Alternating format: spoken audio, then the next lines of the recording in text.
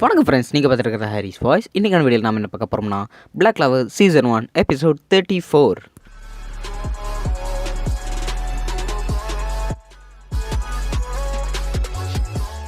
என்னோட காம்ரேட்டாக அடித்ததுக்காக தான் நான் அவளுக்கு தண்டனை கொடுத்துருக்குறேன் அப்படின்னு லிச் சொல்கிறாரு. சிஸ்டர் தெரசா எந்திரிங்க, நம்ம பூமி விட்டு போகிறதுக்கான நேரம் இது இல்லை, எந்திரிச்சு சண்டை போடுங்க அப்படின்னு ஆஸ்தா வந்து சொல்கிறாரு. காஷு இருந்துக்கிட்டு கிளவி முதல்ல எந்திரி, நீ செத்தனா என் தங்கச்சி மேரி ரொம்ப வருத்தப்படுவா அப்படின்னு சொல்கிறாரு. என்னால் எதுவுமே இதுக்கு மேலே பண்ண முடியாது அப்படின்னு சொல்லும்போது, உன்னை கொன்னே போட்டுருவேன் நீ எந்திரிக்கலினா அப்படின்னு சொல்கிறாரு. என்னால் இதுக்கு மேலே முடியாது, குழந்தைங்கள நீங்கள் பத்திரமா பார்த்துக்குங்க, நான் குழந்தைங்கள எல்லாமே ஒரு வழியாக காப்பாற்றிட்டேன் அப்படின்னு சொல்கிறாங்க.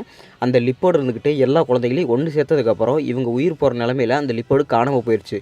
என்னோட வேலை அவ்வளோதான், இனிமேல் என்னால் உயிரோடு இருக்க முடியாதுன்னு ரத்தமாக கக்குறாங்க. ஏற்கனவே அவங்க சொன்ன மாதிரி தான், ஒரு சண்டையில் பிணை கைதி தான் எப்போவுமே சாவாங்க அப்படின்னு லிச் சொல்லுவார். அந்த மாதிரியெல்லாம் எதுவுமே இல்லை, உன்னை விட கொடூரமானவங்களாம் எவனுமே இருக்க மாட்டாங்கடா அப்படின்னு ஆசை கத்துறாரு. திடீர்னு லிச் அழுகுறாரு. உனக்கு எவ்வளவு தைரியம் தெரியுமா என் காம்ரேட்ஸ் இப்படியெல்லாம் அடிக்கிறதுக்கு? சாலி, நீ வந்து கொஞ்சம் ஓய்வு எடுத்துக்க, எனக்காக நீ ரொம்பவே போராடிட்ட. வால்ட்டோ ஸ்போர்ட்டில் ஓப்பன் பண்ணி இவ்வளோ நமக்கு இடத்துக்கு அனுப்பு அப்படிங்கிறாங்க. சரி அப்படின்னு சொல்லிட்டு உள்ளே அனுப்புகிறாங்க. ஆஸ்தா, என்னை மறந்துடாத, நான் உன்னை திரும்ப சந்திப்பேன் அப்படின்னு சொல்லிட்டு போகிறாங்க. இவ்வளோ என்னால் சமாளிக்கவே முடியல அப்படின்னு உள்ளே போயிட்டாங்க. மாஸ்டர், நீங்கள் தப்பாக நினச்சிக்கிட்டா நான் இவங்க கூட சண்டை போட்டேன் அப்படின்னு வால்ட்டோஸ் கேட்குறாரு. ஃபஸ்ட்டு நீங்களாம் யார், எதுக்கு இங்கே வந்திருக்கீங்க அப்படின்னு சொல்கிறாங்க. லிச் இருந்துக்கிட்டு அதுக்கு ஒரு புரியாத எக்ஸ்ப்ளனேஷன் கொடுக்குறாங்க. எப்போயுமே போர்க்களத்தில் சண்டை தைரியமானவனும் இருப்பான், பயந்தாங்கோழி இருப்பான். ஒரு சண்டை போர்க்களத்தில் என்ன வேலை நடக்கலாம் அப்படின்னு சொல்லிட்டு பேசிகிட்டு இருப்பார். என்ன பைத்தியக்கார மாதிரி வளர இருக்கிறான்னு ஆஸ்தா நினைக்கிறாரு. நீ என்ன வேணால் பண்ணிக்க, எனக்கு ஒன்றை பார்த்தாலாம் பயம் இல்லை, என் கூட வந்து இப்போ சண்டை போடு அப்படின்னு ஆஸ்தா கத்துறாரு. கண்ணை மூடி கணத்தவர்களை ஆஸ்தாவோட தொடையில் பார்த்தீங்கன்னா அந்த லைட் வந்து இறங்கிடுது. உங்ககிட்ட யார் பேச சொன்னது, உன்னோட அசிங்கமான வாயில் என்னை அப்படி பேசாத அப்படின்னு சொல்கிறாரு. என்ன இது, நான் பார்க்குறதுக்கு முன்னாடி என்னை வந்து அடிக்கிறானே இப்படி அப்படிங்கிறாங்க. உன்னோட அசிங்கமான கிரிமியரை நான் உங்கள்கிட்ட இருந்து எடுத்துக்க போகிறேன் பாரு அப்படிங்கிறாங்க. அந்த லைட்டு அப்படியே மறைஞ்சு போச்சு. இருந்தாலும் என்னால் இவனை எதிர்த்து எதுவுமே பண்ண முடியாது, என்கிட்ட இந்த ஒரே ஒரு வால் மட்டும்தான் இருக்குது அப்படின்னு சொல்லிட்டு தன்னையும் மீறி ஆஸ்தா அடிக்க போகிறாரு. அதையும் லிச் வந்து டாச் பண்ணி இப்படி வந்து மாட்டிக்கிட்டிய நீ அப்படின்னு ஒரு லேசராட்டு அனுப்புகிறாரு. இப்போ நான் சாவ போகிறேன், அவ்வளோதான், என் முடிஞ்சது என் கதை அப்படின்னு சொல்லும் போதே திடீர்னு அங்கே ஒரு வால் வருது. யாருன்னு பார்த்தா கேப்டன் யாமி வந்துட்டார். இதுக்கு வாய்ப்பு இல்லை கேப்டன் யாமி, நீங்கள் எப்படி இங்கே வந்தீங்க அப்படிங்கும்போது, அட எனக்கும் தான்ப்பா தெரியல, நான் எப்படி இங்கே தெரியத்தனமாக வந்துட்டேன், வழி தவறுக்கு இது வந்துட்டனோ என்னமோ அப்படின்னு சொல்லிட்டு சிகரெட் நல்லா அடிச்சிட்டு இருக்காரு. ஆஸ்தா இருந்துக்கிட்டு என்ன தொலைஞ்சு போய் வந்துட்டிங்களா, அது இந்த இடத்துக்கு எப்படி நீங்கள் வருவீங்க அப்படின்னு ஆஸ்தா வந்து கோவப்படுறாரு. ஒரு காமெடி சொன்னால் அதை கூட புரிஞ்சிக்க மாட்டேடா நீ அப்படின்னு சொல்லிட்டு ஆஸ்தாவோட தலையை பிடிச்சிட்டு இருக்காப்புல. கேப்டன் யாமி நீங்கள் எப்படி இங்கே வந்தீங்க அப்படின்னு ஆஸ்தா கேட்கும்போது, எனக்கு இங்கே ஒரு பையன் வந்து தகவல் சொன்னால் இங்கே ஏதோ பிரச்சனை இருக்குதுன்னு, அதனால தான் நான் இங்கே டேரெக்டாக வந்துட்டேன். நம்ம டீம்மேட்ஸ் எல்லாமே குடிச்சிட்டு செம போதையில் கிடக்குறாங்க, அதனால தான் நான் வந்து களத்துலேயே இறங்கிட்டேன், அவங்கள நான் அப்புறமா கவனிச்சிக்கிறேன் அப்படிங்கிறாங்க. அடா, அங்கே இருக்கிறது யார், ரொம்ப பவர்ஃபுல்லாக இருக்கானே அவனோட மேனா எல்லாமே அப்படின்னு சொல்லும்போது, உன்னை ஒரு நாள் கூட பிரச்சனை இல்லாமல் இருக்க முடியாதா, எதுக்கு நான் உனக்கு லீவ் தான் கொடுத்து அனுப்பிச்சி விட்டேன், எதுக்கு இந்த பிரச்சனை வந்து மாட்டிக்கிட்டேன், சரி நீங்கள் என்னாச்சு அப்படின்னு கேட்கும்போது, அவர் தான் மிட்நைட் சனோட லீடர் அப்படிங்கிறாங்க. மிட்நைட் சனோட லீடரா? நான் வந்து மிட்நைட் சனோட லீடர்னா பெரிய அரக்க மாதிரி ஒரு மாட்டையே ஒரே கல்ப்பில் முழுங்குற மாதிரி இருப்பான்னு நினச்சினேன், என்ன இப்படி இருக்கிற அப்படிங்கும்போது, பவர் மட்டும்தான் முக்கியம் கேப்டன் யாமி, உருவெல்லாம் முக்கியமே இல்லை அப்படின்னு சொல்லும்போது, மாஸ்டர் நானும் உங்களுக்கு ஹெல்ப் பண்ணுறேன் அப்படின்னு வால்டோஸ் கேட்குறாரு. இல்லை தேவையில்லை, நான் வந்து டார்க் மேஜிக் கேப்டன் யாமி கிட்ட நானே அவங்ககிட்ட இருந்து டார்க் மேஜிக்கோட சக்தி என்னன்னு நான் தெரிஞ்சுக்கிறேன் அப்படின்னு லைட் சொல்கிறாரு. ஆஸ்தா நீ இங்கேருந்து கிளம்பு அப்படின்னு சொல்லும்போது, எனக்கு தேவையில்லை, நான் ரொம்ப நாள் கழிச்சு கேப்டன் யாமியோட சண்டையை நான் இன்றைக்கி தான் பார்க்க போகிறேன், நீங்கள் எல்லாரையும் அவங்கள எடுத்துக்கங்க அப்படிங்கிறாங்க. காசு இருந்துக்கிட்டு போய் முதல்ல அந்த கிளவியை காப்பாற்றுறா அப்படிங்கிறாரு. நான் உன்னோட சீனியருங்கிறதே மறந்துட்டியாடா காசு அப்படின்னு சொல்லிட்டு மனசுக்குள்ள நினச்சிக்கிறாரு. ரியல், நீ அங்கே போயிட்டு இங்கே திரும்பி வரணும் என்னை தூக்கிட்டு போகிறதுக்கு அப்படிங்கிறாரு. திரும்ப வரதா, இவர் கண்டுபிடிச்சிட்டாரா நான் இங்கேருந்து பயந்து ஓடுறேன்னு. சரி கேப்டன், என்னால் முடிஞ்சு நான் வரேன் அப்படின்னு சொல்லும் போதே திடீர்னு அங்கே ஒரு அட்டாக்காட் வருது. அதை யாமி வந்து ஈஸியாக தடுத்துட்டாரு. என்னோட ரைடை நீ கெடுக்க பார்க்குறியா அப்படின்னு கேப்டன் யாமி முறைக்கிறாரு. என்னது ரைடா, நான் உங்களுக்கு வெறும் ரைடா அப்படின்னு சொல்லிட்டு அந்த தெரசாவை தூக்கிட்டு அவங்க கிளம்பிட்டாங்க. ரொம்ப நாள் கழிச்சு கேப்டன் யாமியோட சண்டையை பார்க்க போகிறேன். கேப்டன் யாமி உங்கள் கையில் என்ன இருக்குது அப்படின்னு கேட்கும்போது, இது வந்து ஒரு கட்டானா என்னோட சொந்த நகரத்துலேயே செஞ்சது அப்படிங்கிறாங்க. இங்கே பார்த்தீங்கன்னா லிக்ஸ் வந்து ரெடி ஆகிட்டு அங்கே இருக்கிற ஏகப்பட்ட லைட் வாலையும் யாமி மேலே அனுப்புகிறாரு. யாமி தன்னோட டார்க் மேஜிக் யூஸ் பண்ணி எல்லாமே தடுத்துட்டு இருக்காரு. திடீர்னு யாமிக்கு பின்னாடி வந்ததுக்கப்புறம் மாட்டிக்கிட்டியா யாமி அப்படின்னு லிக்ஸ் சொல்கிறாரு. அவ்வளோ சீக்கிரம்லாம் நான் மாட்ட மாட்டேன் அப்படின்னு அசல்ட்டாக திரும்பி பார்க்குறாரு யாமி. அது எல்லாத்தையுமே தடுத்ததுக்கப்புறம் தன்னோட வால் எடுத்து ஓங்கி ஸ்லைஸ் பண்ணுறாரு. அதுலேருந்து எல்லாத்தையுமே லிக்ஸ் வந்து தப்பிச்சுக்கிட்டே இருக்காரு. நீ எதுக்கு இங்கே வந்த, முதல்ல உன்னோட கதை என்ன அப்படின்னு சொல்லு அப்படிங்கிறாங்க. சரி நான் என்னோட கதையை சொல்ல ஆரம்பிக்கிறேன். ஒரு ஊர் மேனாவால் உருவாக்கப்பட்டது. அந்த மக்களுக்கு தேவைங்கிற போது தன்னோட மேனாவை யூஸ் பண்ணி என்ன வேணால் பண்ணிக்கலாம். ஆனால் இந்த மக்களை பார்த்து வியக்கிற மாதிரி வெளியூர் மனிதர்கள் எல்லாமே வந்து எங்களோட பவர்ஸ் எல்லாமே அப்சர்வ் பண்ணி எங்கள் எல்லாரையும் ஒரேடியாக அழிச்சிட்டாங்க, அதுக்கு பழி வாங்கியே தீரணும் அப்படின்னு சொல்லிட்டு ஃப்ளாஷ்பேக் அப்படி சொல்லிட்டு இருக்கிறாங்க. எல்லாத்தையுமே யாமி வந்து தடுத்துக்கிட்டே வேக மூடிட்டு இருக்காரு. என்னடா மொக்க கதையாக இருக்குது, என் கதையை கேட்குறியா? ஒரு குட்டி பையன் இருந்தான் நம்ம ஒரு ஊரில், அவனோட வேலையே மீன் பிடிக்கிறதான். அவங்க வீட்டில் எல்லாருமே மீன் பிடிக்க அனுப்பிச்சி விட்டாங்க. திடீர்னு அவனுக்கு ஒரு அலை வந்து அடிச்சுட்டு போய் அவன் வெளியூரில் போய் விழுந்துட்டான். அந்த வெளியூரில் பார்த்திங்கன்னா வேறு வித மக்களாக இருக்கிறாங்க. அவங்களோட கல்ச்சர் எல்லாமே வேறு மாதிரி இருக்குது. இருந்தாலும் அங்கே இருக்கிறவங்க எல்லாருமே அவனை கிண்டல் பண்ணிகிட்டு இருந்தாங்க. அது எல்லாத்தையுமே கண்டுக்காமல் அவன் எல்லாத்தையுமே பின்னாடி அடித்து இப்போ அவங்களுக்கு மேலேயே கொந்திருக்கான் பாரு, அவன் தாண்டா பெரிய ஆள், அவன் தாண்டா நான் அப்படின்னு கேப்டன் யாமி வந்து அவர் பில்டப் பண்ணிகிட்டு இருக்காப்புல.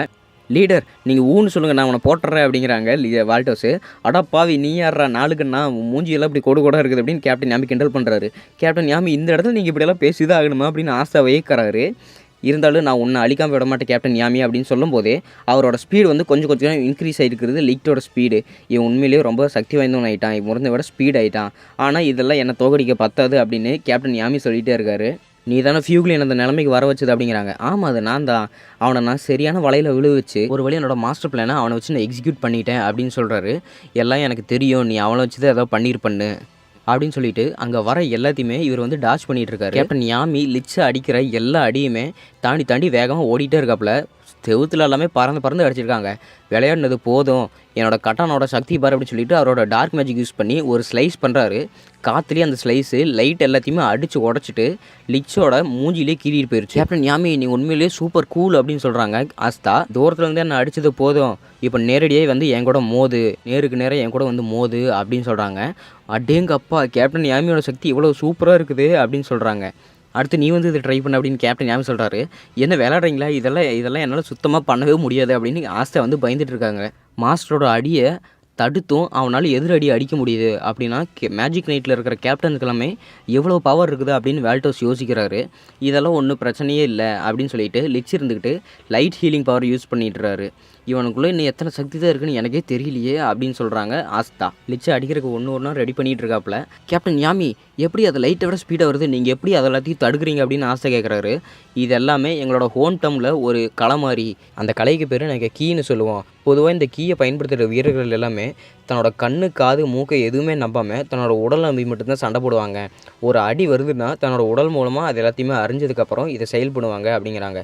நீ ஏற்கனவே இதை பண்ணியிருக்கிறியே, பைதவே அந்த லவர் கிங்டமில் அடிக்க வரும்போது நீ அந்த வால்டோஸ் கண்டுபிடிச்சல, அதே மாதிரி தான் அப்படின்னு சொல்லிட்டு அங்கே இருக்கிற ஒவ்வொரு கேப்டன் யாமே அடிச்சிட்டு இருக்காப்புல. சார் உங்களுக்கு வேணும்னா நான் ஹெல்ப் பண்ணிட்டேன் அப்படின்னு வால்டோஸ் கேட்குறாப்புல. நீ கேட்டதே எனக்கு ரொம்ப சந்தோஷம், பைதவே நம்மளுக்கு கொஞ்சம் டிஸ்டர்பாக இருக்கிற அந்த குட்டி பையன் இருக்கான் பாரு, அவனை வேணால் நீ சமாளிச்சுக்கோ அப்படின்னு லிச் சொல்கிறாப்புல.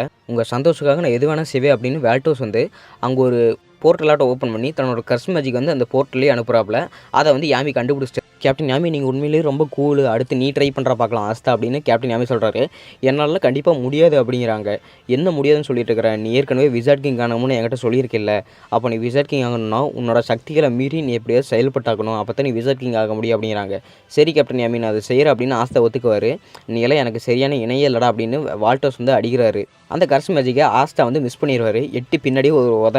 கேப்டன் யாமி என்னடா பண்ணிகிட்டு இருக்கிற, நீ உன் கண்ணுக்காக நம்பிட்டு இருக்கிற, நான் வந்து உன்னோட உணவை நம்ப சொன்னேன், அது எங்கே வருதுன்னு உன்னோட மைண்டால் நீ பார்க்கணும் அப்படின்னு கேப்டன் யாமி வந்து சொல்லிட்டு இருக்காப்புல. சரி அப்போ கேப்டன் யாமி சொன்ன மாதிரி நான் என் மைண்டாலே எல்லாத்தையுமே பார்க்குறேன், கான்சன்ட்ரேட் பண்ண ஆஸ்தா அப்படின்னு பின்னாடி வந்து அது கர்ஸ் மேஜிக் வருது. உன்னை நான் பார்த்துட்டு அப்படின்னு சொல்லிட்டு அந்த கர்ஸ் மேஜிக் வந்து ஒரு அடி அடிக்கிறாப்புல. அது வந்த வழியிலே திரும்பி போய் வால்டோஸே ஒரு அடி அடிச்சிருச்சு. லிச்சுக்கு வந்து செம அது. கேப்டன் யாமி இங்கே பார்த்தீங்களா நான் செஞ்சுட்டேன் அப்படிங்கிறாங்க. நீ அதுக்குள்ளே கற்றுக்கிட்டியா, நான் இல்லை நீ செய்ய மாட்டேன்ல நினச்சேன் அப்படின்னு கேப்டன் யாமி சொல்கிறாரு. வால்டோஸ் வந்து படுத்துட்டாப்புல. உங்களுக்கு என்ன தைரியம் என் வால்டோஸ் எப்படி அடிப்பீங்க அப்படின்னு அவருக்கு வந்து செம கோவம் ஆயிடுச்சு. இது இப்போதைக்கு என்னோடய ஃபுல் பவர் நான் உங்ககிட்ட எல்லாமே காட்ட போகிறேன் அப்படின்னு அங்கே பெரிய லைட்டாட்டு வருது. என்னென்னு பார்த்தா லைட்டாலான அங்கே ஒரு பெரிய கயிறாட்டு வருது. இந்த கயிறு உங்களால் நீ பார்க்கவே முடியாது, இப்போ பண்ணுங்க உங்களோட கீயோட வேலையை, நீங்கள் எப்படி இதெல்லாம் சமாளிக்க போகிறீங்க அப்படின்னு சொல்லிட்டு லிச் வந்து எல்லாத்தையுமே அந்த இடத்த துவம்சம் பண்ணிகிட்டு இருக்காப்புல. இது எல்லாத்தையுமே கேப்டன் யாமி வந்து தடுத்துகிட்டே இருக்காரு. உன்னால் எவ்வளோ நேரம் தடுக்க முடியும், இதுதான் என்னோடய ஃபுல் பவர், நான் உன்னை அடிக்காமல் விட மாட்டேன், என் காமரேட்டை எப்படி பண்ணீங்க அப்படின்னு லிச் அடிக்கும்போது கேப்டன் யாமி அங்கே பாருங்கள் மேலே பாருங்கள் அப்படின்னு சொல்லும்போது அவன் பார்த்தியா அவன் டென்ஷன் ஆகிட்டான், நான் அவனை டென்ஷன் ஏற்றிடு அப்படின்னு கேப்டன் யாமி இந்த இடத்துலையும் காமெடி பண்ணிகிட்டு இருக்காப்புல. திடீர்னு பார்த்தீங்கன்னா மேலே அங்கே இருக்கிற கே வந்து கீழே இடிஞ்சு விழுகுது. கேப்டன் யாமிக்கு ஆஸ்தாவுக்கு செம அதிர்ச்சி. அவங்க மேலேயே அந்த கே வந்து இடிஞ்சு விழுந்துருச்சு. பார்த்திங்கன்னா மேலே எல்லாமே பனி மூட்டம் இருக்குது. அதோட இந்த எபிசோட முடிக்கிறாங்க. ஸோ இதே மாதிரி நிறைய வீடியோஸ் வேணும்னா மறக்காம நம்ம சேனல் சப்ஸ்கிரைப் பண்ணிடுங்க. Until then's bye from Harish voice.